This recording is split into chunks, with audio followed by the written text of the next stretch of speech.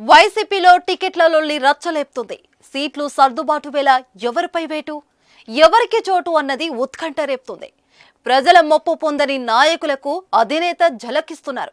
వారిని తప్పించి కొత్త నేతలను బరిలో దించుతున్నారు. ఇప్పటికే దాదాపు 60 మంది అభ్యర్థుల స్థానాలు మార్చిన సీఎం జగన్ తుది జాబితాపైన కసరత్తు చేస్తున్నారు. మంత్రులను సైతం వదలడం లేదు. ఇప్పటికే చాలా మంది మంత్రులకు టికెట్లపై క్లారిటీ కూడా రావడం లేదు. ఈ నేపథ్యంలోనే నగరి ఎమ్మెల్యే రోజాకు కూడా టికెట్ డౌట్ అనే ప్రచారం జోరుగా సాగుతుంది. గజం కేవలం 23,000 రూపాయలతో 165 గజాల భూమి కేవలం 38 లక్షలు మాత్రమే. మరోవైపు నియోజకవర్గంలో సొంత పార్టీ నుంచే వ్యతిరేకత కనిపిస్తుంది. దీంతో రోజాపై అధిష్టానం స్పెషల్ ఫోకస్ చేసినట్లు తెలుస్తుంది. రోజాను ఈసారి ఎమ్మెల్యేగా కాకుండా ఎంపీగా బరిలోకి దించాలని భావిస్తున్నట్లు సమాచారం. అయితే ఏ నియోజకవర్గం నుంచి రోజాను పోటీలో నిలబెడతారన్న దానిపై ఆసక్తి నెలకొంది.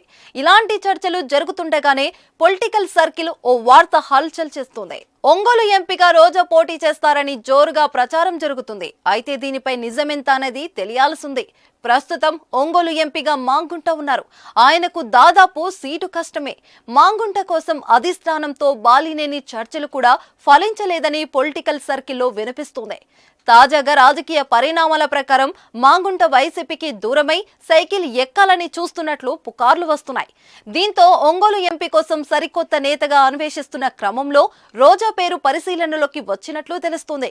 ఒంగోలు పార్లమెంట్ స్థానానికి ఒక దశలో చెవిరెడ్డి భాస్కర్ రెడ్డి పేరు తెరమీదకు వచ్చింది. దీనిపైన జిల్లా నేతల నుంచి సానుకూల స్పందన రాకపోవడంతో ఆ ఆలోచనను విరమించుకుంది అధిష్టానం. రోజానే దించాలని ఫిక్స్ అయినట్లు వార్తలు వినిపిస్తున్నాయి. ఇప్పటికే రోజాతోనే చర్చించినట్లు కూడా సమాచారం.